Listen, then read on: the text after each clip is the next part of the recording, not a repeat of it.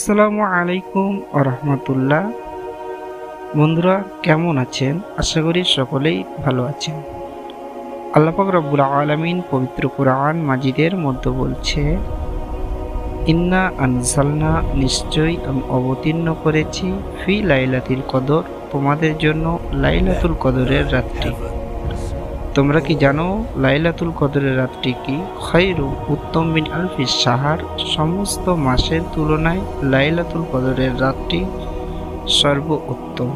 বন্ধুরা, এই মাসে ইবাদত করা আল্লাহ অধিক গ্রহণযোগ্য করেছে, তাই আমাদের সকলের উচিত এই মাসে বেশি বেশি ইবাদত করা, অর্থাৎ শবে মিরাজের রাতে আমরা সকলেই তা করব, আমিন। বন্ধুরা, চ্যানেলটি সাবস্ক্রাইব করে বেল আইকনটি অন করে দিন।